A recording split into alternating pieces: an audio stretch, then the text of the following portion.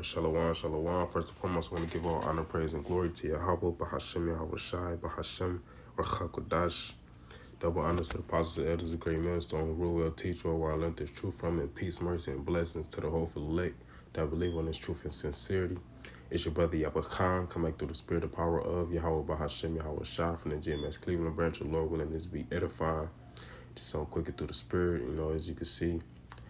Here I got pulled up the elder out in Mississippi, Chazak, and you can see he's live. And then you just, going in. And at this point in particular, he was speaking on how it's the calm before the storm. And Lord willing, that's what I'm going to title this, That's what sparked this. He made a statement that, we got so-called holiday season that we in now. People celebrate the paganism of Esau, Edom, his whole lie days, because that's what these days are. They all are rooted in wickedness, but they covered up with lies and deceit, for to in hope. Well, not in hopes, but to accomplish deceiving the people, and that's what we see. It has been accomplished. People have been deceived. But that deceit is being quenched through the truth, as it says in second Ezra. I think that it's the 6th chapter, but nonetheless, we in the calm before the storm, And I had searched up calm before the storm. I thought I did. I said here. Type what is the calm before the storm, just to get a little more insight. What is the calm before the storm? It says a period of unusual tranquility or stability, okay, that seems likely to presage difficult times, okay? And what does it mean when it says it seems likely to presage difficult time? The word presage goes back to of an event to be a sign or warning that typically something bad will happen.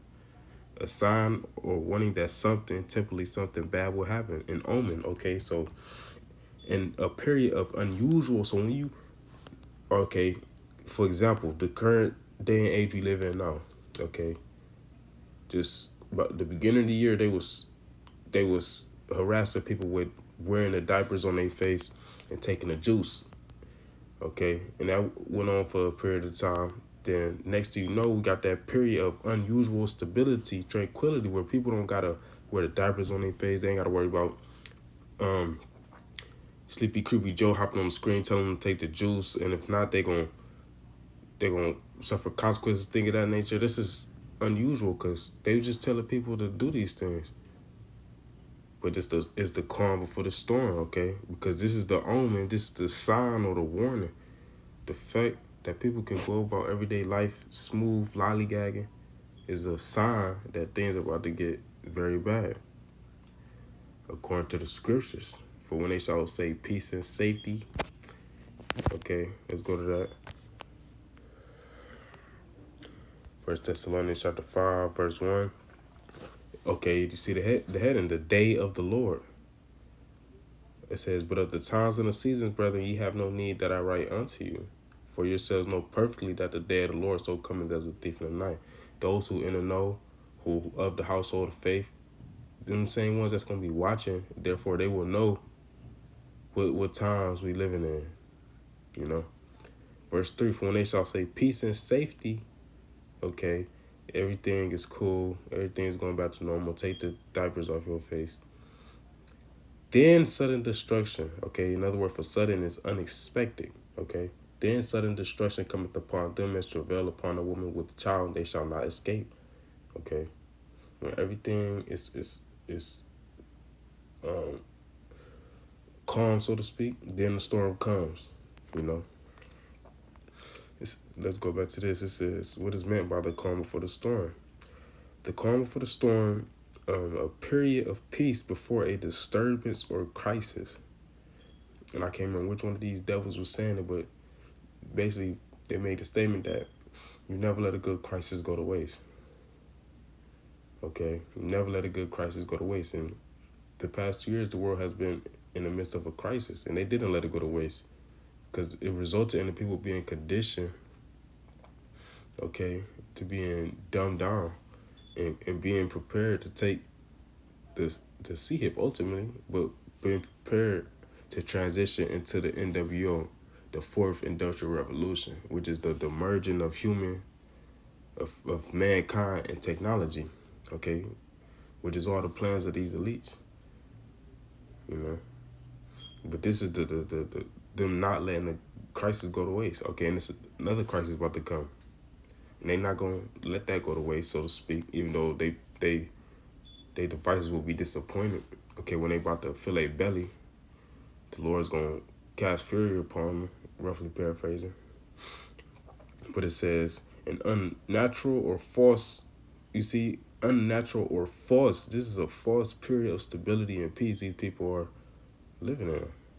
Things are getting worse by the day. Different executive orders, legislations being passed. Okay, different. It's a lot these devils got going on behind closed doors, so to speak, behind the scenes, that the men of the Lord warned about constantly. The Lord said He set a watchman that would not hold their peace day nor night. Brothers doing videos all around the world, going live all around the world, day and night. No exaggeration, day and night. You know, but it says an unnatural false calm before a storm. The meeting may be peaceful now, but this is only the calm before the storm. You know, so just to put it out there, you know, it's about to get bad. Let's go to not First Thessalonians, but Matthew chapter 24. Okay, this is Yahweh Shah speaking to his disciples. Okay, matter of fact, it just says in the heading, signs of, we know his name is not what they have there. Okay, because that just goes back to Christos in the Greek, which really goes back to Mashiach in the Hebrew, which is where you get the term Messiah from, which means anointed. Okay, so signs of the anointed's return or the Messiah's return, which in the Hebrew, Ha-Mashiach, Ha is the Mashiach anointed. Signs of Hamashiach's return. Okay, and then as you read on, it gives different signs of false prophets arising. Okay, famines, earthquakes, nations against nations, the love of many shall wax cold, and things of that nature. And what is it all going to lead up to? Verse 21. For then, Salakia, for then, okay, once all these signs start to come to pass, for then shall be great tribulation. Let's go into the word tribulation.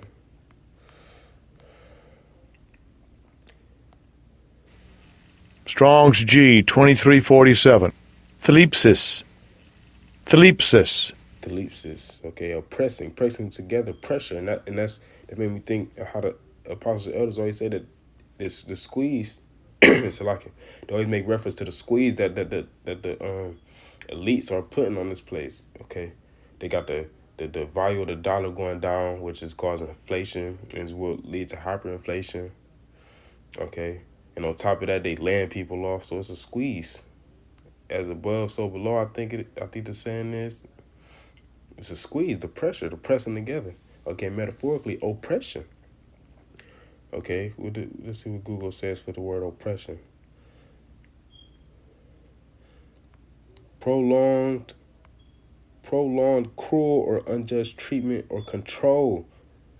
The state of being subject to unjust treatment or control, and that's what it's going to come to when they come down with these.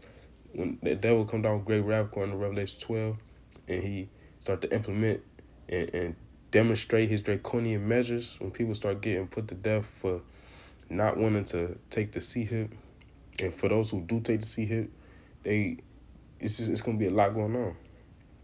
Okay, this is all going to be a result of the state of being subject to unjust treatment or control, because the only way out is Yahweh Shah. First and foremost, to be delivered by Yahweh Shah, you got to be an Israelite, and even more so, an elect of the nation of Israel. But going back to the tribulation, okay, it says metaphorically oppression, affliction, tribulation, distress. See what it says for the word distress. Extreme anxiety, sorrow, or pain. Okay, people about to be bugging out. That's why the scripture say wisdom and knowledge shall be the stability of thy times. Okay, these people, they have false stability as of right now. They don't got the wisdom and knowledge of Yahweh Shem Shah. So when the sudden destruction comes, when Jacob's trouble crack, when people start starving and death running in each other's houses, it's gonna be a lot of anxiety. People gonna be bugging out. They ain't gonna be able to get they drugs, they fix, so to speak. It's gonna be a lot of sorrows. They're gonna be seeing a lot of mass death. They're not gonna. It's gonna be unexpected because they're not aware of the prophecies and the fact that the devil rules the earth. Okay, it's gonna be a lot of distress. Straits. We know that goes back to difficulty. It's gonna be we coming into a difficult time. Okay. It says Matthew 24:21. For then shall be great tribulation. Okay, when we see all the signs start to come to pass, we know that great tribulation is now. Renowned such as was not since the beginning of the world to this time, no, nor ever shall be. Okay, it's about to be a time like never before. You can't compare it to slavery. Can't compare it to 70 AD. Okay, can't compare it to ancient Egypt, to time of Antiochus. It's about to be worse. And it's nowhere in history recorded a time like the times we are coming into, which means we must be locked in like never before. Because it's a time like never before. We got to be locked in like never before, praying like never before. You know, of course, I'll talk to myself first and foremost, but this is things we must consider. This is part of counting the cause. Am I willing to pray more? You know, I just did a video title, Are You Willing to Sacrifice? You know, willing meaning without force. Somebody should have had to force you to pray. You know, but nonetheless, verse 22, and except those days should be shortened, okay, because, and except those days should be shortened, there should no flesh be saved, okay? But for the elect's sake, those days shall be shortened, okay? Because the Lord is speeding up time, because if he don't, it won't be no flesh left to be saved. At the rate these devils moving, the more poison they starting to put in the foods, the water, the air, the more witchcraft and enchantments they put on the people to have them bugged out their minds to where they killing each other and things of that nature. On top of that, you got him pushing out the it's not only is a one world government, one world currency, one world religion, but a one world gender. It won't be no human beings left if we was to go on another 50 years. Okay. But for the elect's sake, those days shall be shortened. Now, who is the elect? The nation of Israel, once again. Okay, who has been scattered. You know. But this something just quick through the spirit, you know. Because it's about to get bad, you know. It's the calm before the storm. You know, brothers gotta stay prayed up, stay watching. As Yahweh Shah said, watch unto prayer. As a matter of fact, I'm going to close out with that.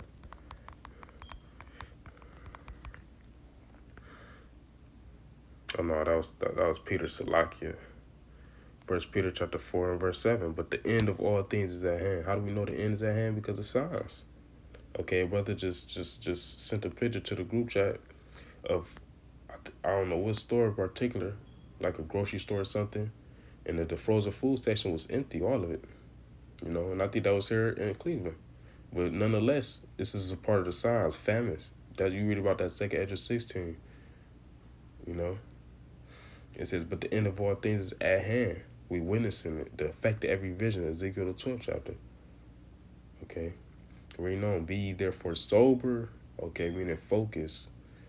You don't want to be doing nothing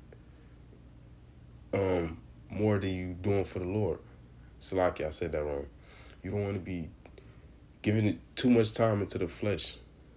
You give as much time as you can into the spirit is what we should be doing. That's being sober, okay, being focused, have your eyes single and full of light at that. Because your focus could be on the wrong things, and then that light would be darkness. And how great is that darkness? But it says, be ye therefore sober and watch unto prayer. As we see these things come to pass, we got to pray more and more for the Lord to strengthen us, because we know the pressing together, the pressure, the oppression, the affliction, the persecution is all to come, and it's going to increase and intensify to a time like never before. You know, but Lord willing, this is edifying closing. I want to give all honor, praise, and glory to Yahweh. Bahashem Yahushai, Bahashem Ruchakudash. Double honors to the positive elders, the great millstone, rule, teacher, where I learned this truth from. Peace, mercy, and blessings to the hopeful elect that believe on this truth and sincerity.